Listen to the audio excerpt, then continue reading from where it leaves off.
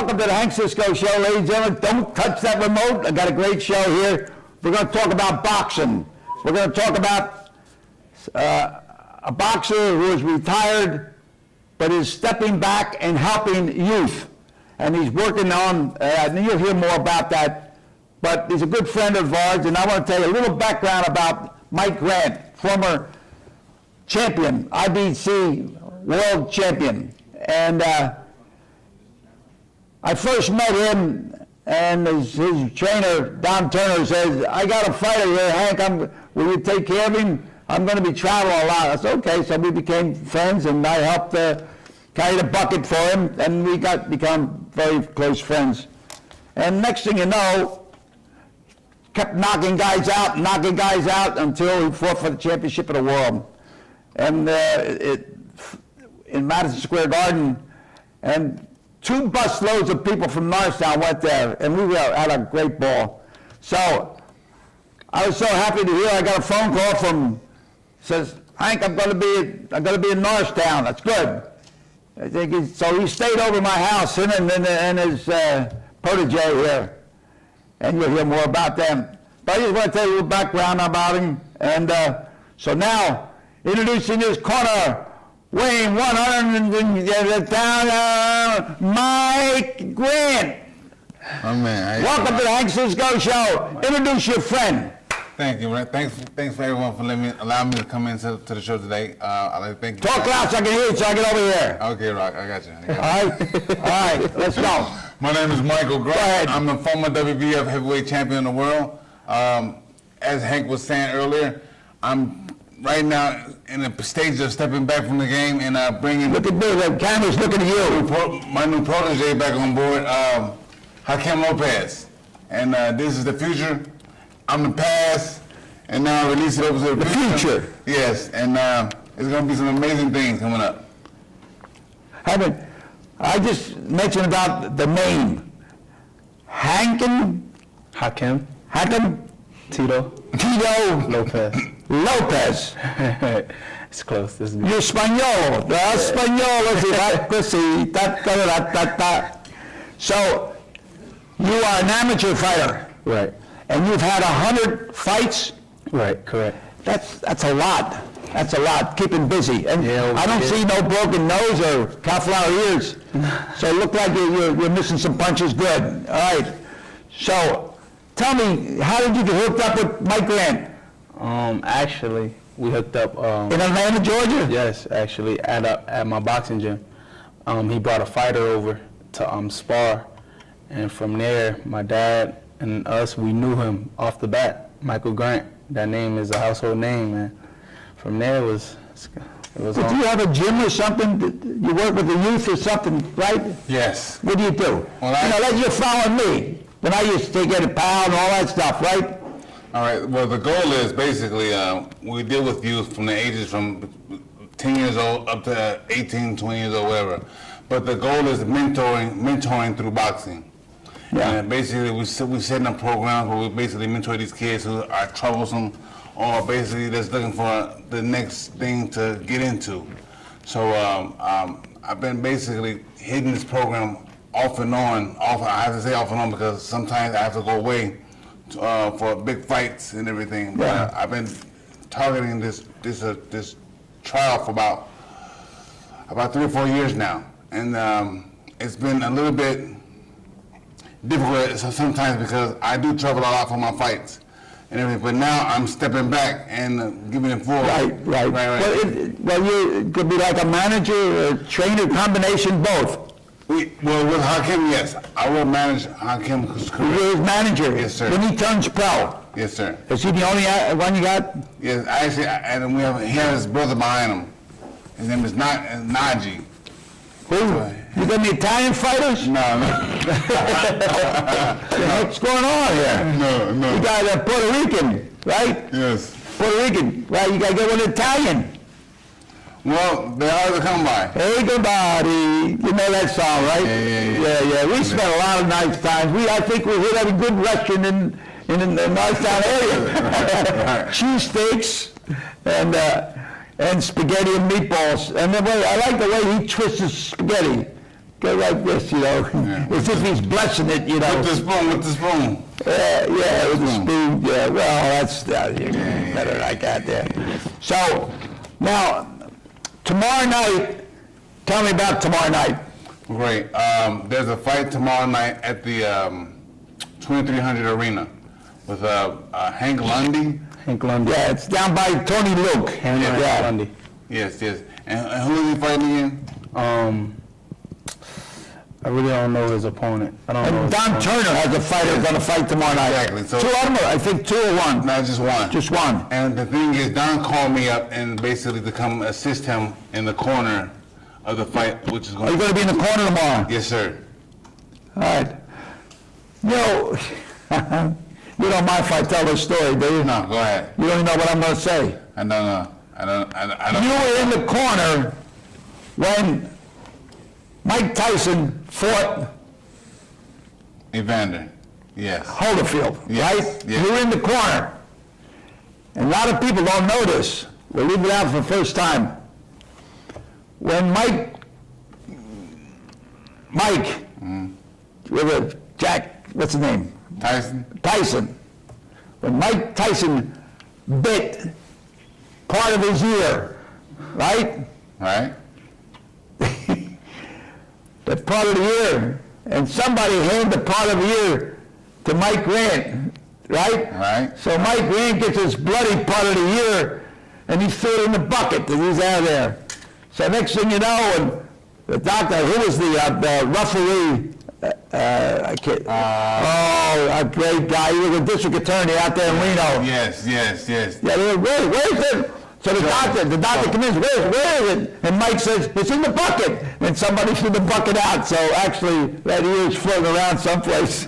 But that's a true story, Yeah. And, but that was, and then that morning, I'll never forget, at that morning, there was headlines all over the place, And who comes down? Turner comes to my house, 1725 pound, and he's looking, yo! The next morning, I said, can I believe this, And then when I talked to you, you told me the story.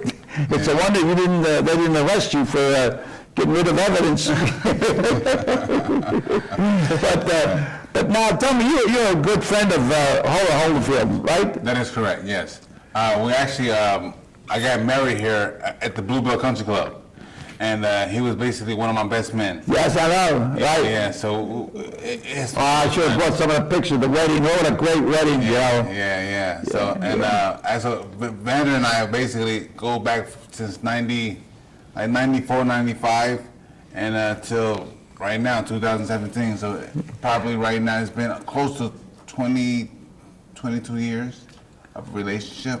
Yeah, when you fought for the heavyweight championship of the world, Madison Square Garden, and I was selling tickets, tickets were 200, 500, 600, and I was people so we had 2 busloads of people. So I said, we're going to leave about 1 o'clock, and be at the bus, we'll have the tickets, bring some food, because food's expensive in New York.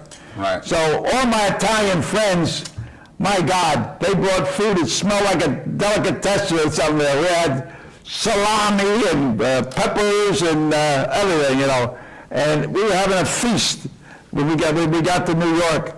So New York City didn't get too much money from us from the restaurant because we brought our own good brown bag it, Correct. So, but now you lived in Plymouth, right where the Wawa, you see what? Yeah. Your house was right around the corner there. Now you can buy your by there. What'd you see? They changed the graphics of everything right now. I lived on Diamond Street. It was called Diamond Street. Yeah. And 225 Diamond Street, that was the address. And then I drove past the other day and I see a Wawa there. I see the houses across the street are still there, but also everything else is gone. It's leveled. So I was like, wow. I kind of got lost with my navigation a little bit. When I go by there, it makes me funny that they changed so much. Those are off a little bit. And that house was so small, when you had to go down, you had to bend down to get in. Right. Oh my God. 6, 7 years that happened. Yeah, so, but I just want to show you when, now, Did your parents, are they behind you 100%? 100%. 100%? Yeah, 100%. Because the mom for you? Yeah. Because a lot of times moms don't want to get afraid, don't want to get their son hurt or anything. She's with me all No? the way. No. She's with me You all the have way. any brothers or sisters? Yeah, I actually have 2 brothers, 1 sister. I have, both of my brothers is fighters. My older brother stopped fighting. My younger brother that Mike mentioned, that's coming up behind me, he's still a fighter. He's a heavyweight actually, he's bigger than me. Well, did you have some of your fights in Puerto Rico? No? Here, in the country, United States. You have everything here. In the United States. Well, where's your Puerto Rican connection? From my father, my pops. Oh, yeah? Yeah. And you don't speak Spanish? A little bit. A little bit? Yeah. I know. I speak a little Italian. I know all the curse words. Yeah. That's about you learn it first, believe it or not. I tell everybody. But no, I like it. But everybody's international name. Mangia, in Italian, eat, everybody knows that, right? I learned that yesterday. Tell me what kind of boxer you are. Are you a slugger, a boxer, inside, outside, or what? I like to think that I could give it to you any way you want. You what? I can. Is he trying to change you? No. No. Nah. I'm all around fighter. Are you a southpaw? Orthodox. Right-handed? Orthodox. Let me see, take a stance. Let me see. Oh, other than you're right-handed. Yeah, close to my high guard. I see you've got a Boxing glove medallion. diamond boxing. Is that some tournament? This is actually, I was given this as a gift for winning the Golden Gloves every year ever since I was It's younger. golden gloves. Why is it silver? Turn it over, it's gold. Should be gold. Yeah, I fought in the Golden Gloves. The war. I was drafted. I went to the draft board, and everybody, about 20, 50 guys, and so next you know, I got rejected. Perforated eardrums and a bunion. And I got turned down, floor F. And next thing you know, all my buddies went overseas and fight, and I'm home. Finally, I get in the Golden Gloves, and I fight, bop, bop, bop, boom. I got all the way to the finals. And in the finals, the Philadelphia Daily News, and they put the pictures of all the guys in the finals. Hank Cisco, Norristown sensation. 1 week later, I get a call from the draft board. He says, "Is that you?" Yeah, he says, "Well, if you can fight in the ring, you can fight in the Army." Next thing you know, I'm on the train going in time gap. Yeah. So, and then when I got there, it says, any professional boxers, baseball players or football players. So I became a boxing instructor before I got into training and all that stuff. But it was good, good deal. And I served my time. But I want to say one thing, that you're coming here to Norristown again, and all these young, and the vice principal Smith was here to greet you, and Mike has some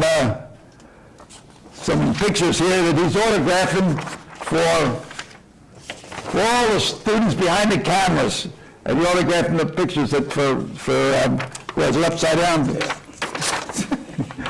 That one there, and here he is. So, and this one here, he scared a guy. I'm gonna beat you up, and this one here is when he was training for a fight, and you can see here that the position he's in, that he's got his hands there ready to move, the left hand up and then the right hand. So that's hands right there ready to roll, So it's always good to learn how to defend yourself. And when I was juvenile over in Norristown, they said about bullying. You get the bully. You send that bully to me, and I'll get somebody that can fight a little bit, and we'll show you how that bully will scare. Half of the times, the bullies that say they act tough, they talk tough, they dress tough, and they can't even lick a postage stamp. Believe me. Am I right? Yes, sir. And you're working with the youth now, right? Yes, I am. Tell me the years. Well, from what age group? Oh yes, once again, from like 10 years old till well, the youngest kid you guys have in the gym is what? 7. 7 years old. Wow. So I mean, we're bringing up precocious little athletes right now. So basically, developing a skill that they can take with them forever, and however long they want to hang out with us or stay in the gym, it's up to them. But typically, moving these kids in the right direction, mentoring them, and making them make the right choices. Just drop the seed. Just drop the seed. Yes. You know, get them exposed to it. You know, I don't know, when I was teaching boxing, most of the ones, I don't look back and none of them get in trouble because they learn to discipline themselves, you know. Right. And one thing about boxing is something that you got to think for yourself. When that bell rings, you go out there, you got to learn how to defend yourself, be in the offense or defense, whatever. You can't turn around and say, what do I do? Like in football, you got about 15 guys telling you what to do. Go over here, go over there, you know. So, and it gives you that, you know, command, get in there to fight. And well, it's all on your own. There's no timeout in boxing. No. You can't call timeout. No, you can't. No, but now I'm going to talk about you. Right. You're going to fight in the tournament in Kentucky? Not a tournament. Making my pro debut. I can't hear it. Not in the tournament. Making my pro debut. It's a special fight dedicating to who? Muhammad Ali. All right. There it is. Muhammad Ali. And I'm so happy that you're going to do this for him. You know, you're going to be there. Right. That's a shame. This happened here before the Joe Frazier fight, and Dave Zinkoff, the voice of the 76ers, he was announcing the two fighters, and all of a sudden there was a roar in the crowd, and Muhammad jumps in the ring, and he grabs a mic from him. I'm the greatest, and his Yank Durham start fighting. So finally, boxing committee told him, get him out. And that's where I started chasing around, grabbing him, get him out of the ring. But he was very cordial, you know, very, very good. So this fight, I'm going to miss him. This fight in June 24th, which is going to take place in Kentucky, Louisville, Kentucky. When is it, 24th of this month? Yes, sir. Yes, sir. And It's going to be televised, you think? it may be pay-per-view live stream. Oh, okay. That's what we're targeting right now, but I'm not sure. I'll get more details as by the end of next week. But this fight would definitely be in honor of Muhammad Ali, because this will be the first year that of his death. Oh, yeah? Yeah. So it all basically putting together for his death of last year. It's wonderful, wonderful. Yeah. I'm glad. You know, same thing with Joe Frazier. They got a statue down there. You know, and I refereed Joe Frazier's second pro fight. And I don't know if I'm about the last referee living that refereed one of his fights. And I didn't have the opportunity or time, whatever, maybe I was in a hospital or something, getting some kind of operation or something. And I didn't get there when they unfolded for his statue. But I'd like to get down there and visit the statue, or maybe on a date that when he fought Muhammad Ali, was the battle and the fight in the Rumble in the Jungle. Yeah. So I'll do that. But let me know a thing. So I was saying that I was helping Mike like an assistant trainer. I was assisting the trainer. And when you go there, you go to the fights. Every place in the corner, you can see here in Bally's, when we fought a fighter, here's one. Little boxing, you got to wear this here to be able to get in. Mike Grant was fighting here in the college hotel. This is official Taj Mahal, right? This is a little different here, Taj Mahal. He was in the corner. He was fighting a champion from Poland, Andrew Galata. And I understand about a plane full of Polish people came to see the fight. So I'm in the dressing room, he's in the dressing room, you know, taking hands, just relaxing, you know, and all of a sudden there's a knock on the door. In comes two people. One, Donald Trump. He comes in, because he owns the place, and he comes over, and, you know, and shake hands with you, wish you luck. You wished him luck. He come over and shook hands with me, that. And then you had the other guy, the name of Simmons. Russell Simmons. Yeah, he was with him, you know, Yes. and he shook hands with them, you know. So he come in and wished you luck. You won by knockout, you won the IBC Championship of the World that night. Right. Okay. Then he wished you luck, and you won.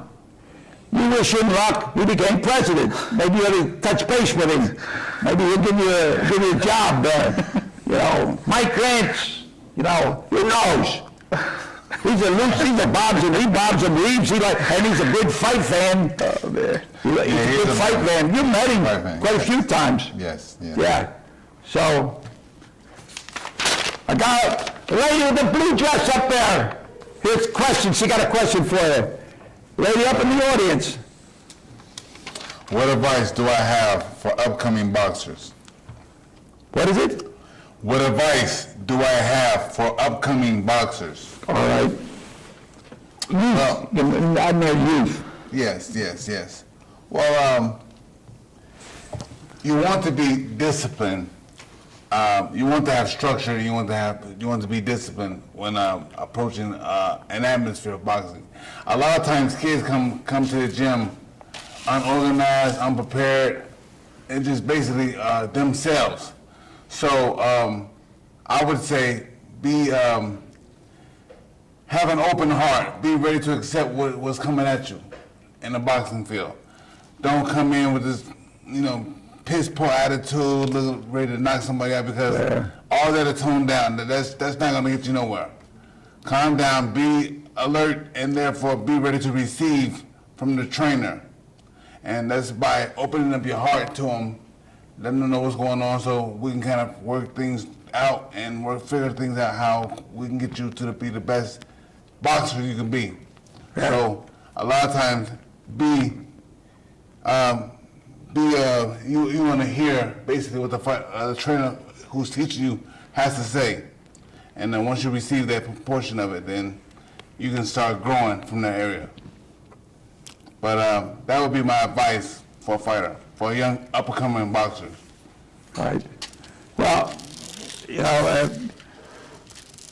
you were originally born in Chicago. That is correct. Tell me about growing up in Chicago. Well, you know, growing up there, it taught me a lot of things. My father died when I was roughly about 12 or 13 years old. He died, and then so my mom basically had to provide for the how many of it was? It was like 5 at the time, because the other 3 were going out the house. They were grown. So my mom took care of us, basically, about five of us kids in the house, and I was a baby. That's where I was raised. I was a big baby, but you know, growing up in Chicago, it made me. I wanted to get out and explore life. So when I graduated from high school, my first step was to go to California to play ball. And I was playing football and I was playing basketball for the college, for Cal Fullerton. So what happened, academics started failing me because I took the same bad habits that I had in Chicago to California.